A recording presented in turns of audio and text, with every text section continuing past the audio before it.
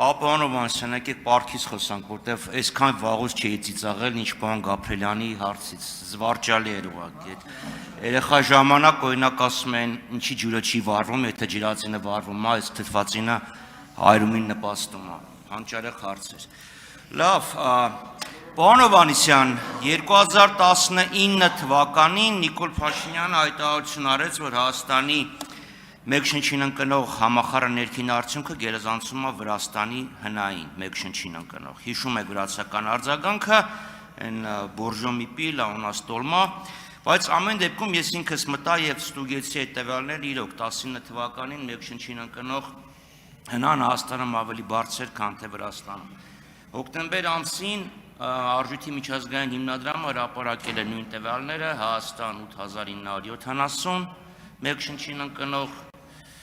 Վրաստան $10,130։ Ես ինչ եղավ, որ մենք սենց հրաշալի տնտեսական աճեր ենք արձագանքում, բայց 19 թվականի համեմատ այս իրավիճակը փոխվեց։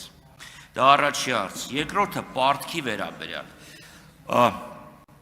Եթե փորձենք մեր տնտեսական աճից զտենք պարտքը, այսինքն ինչքան կլիներ մեր տնտեսական աճը 5 տարվա կտրվածքով, եթե մենք պահեինք նույն պարտքի մակարդակը,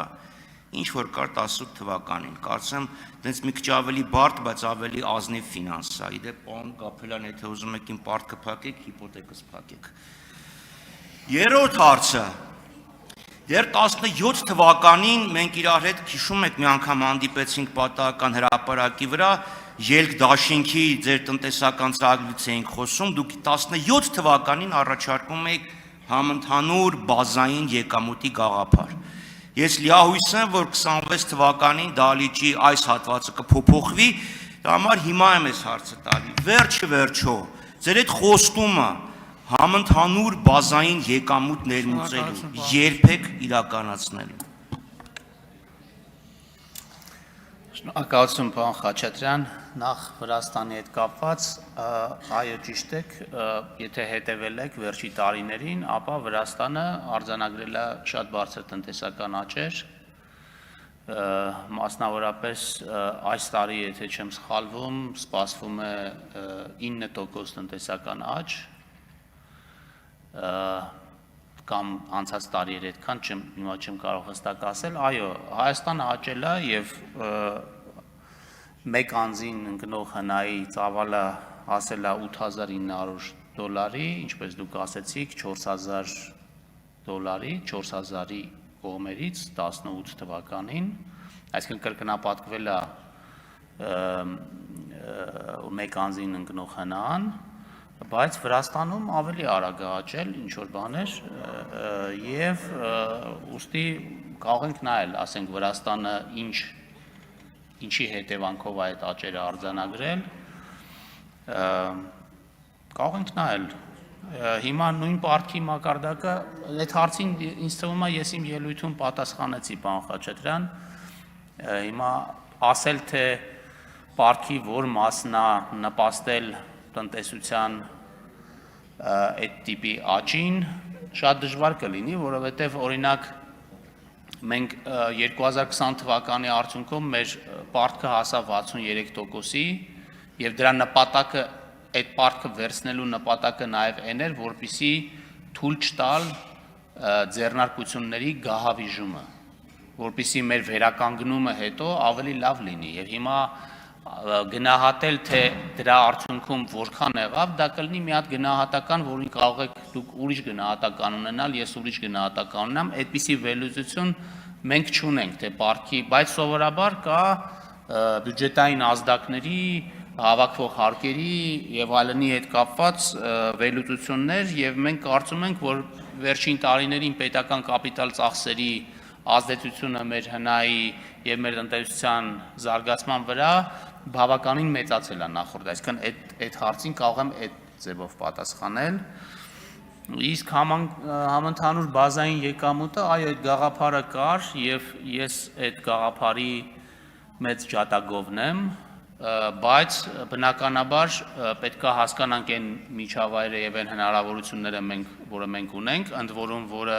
մեծապես ավելացել է Նաև դա պետք է արվի սոցիալական ծախսերի բարձր մակարդակի պայմաններում, որը ինչպես ցույց տվեցի 70%-ով աճել է վերջին 5 տարիների ընթացքում, դա շատ կոմպլեքս բարեփոխում է եւ կարելի ասել շատ ռադիկալ բարեփոխում է։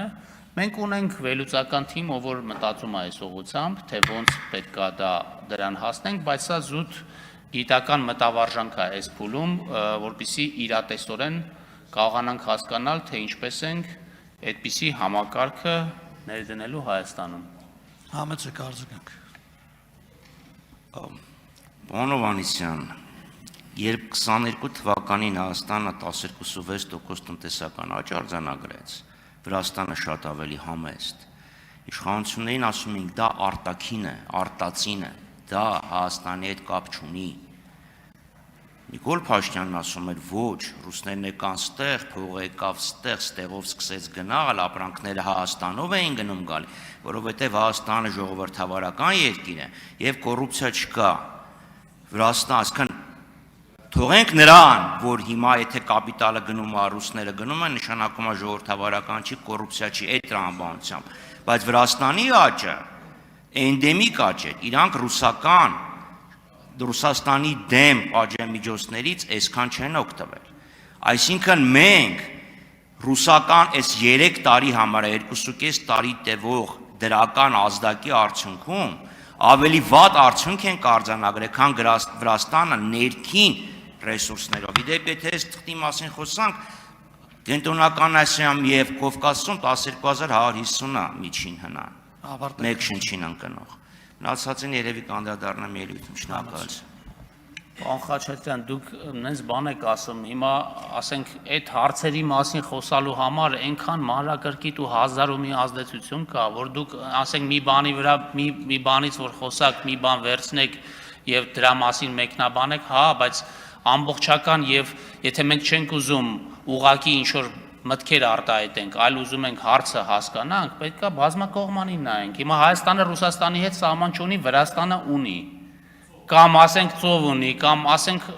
100 այդտեղ 100 հարց կա, որոնք կարող է պայմանավորել,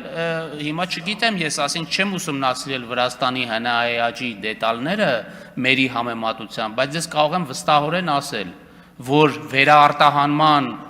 կամ սանկցիաների հետևանքով չի, որ մեր տնտեսական աճը բարձր է եղել։ Եվ չգիտեմ որտեղից գիտեք, որ Վրաստանում դա ոչ մի ազդեցություն չի ունեցել։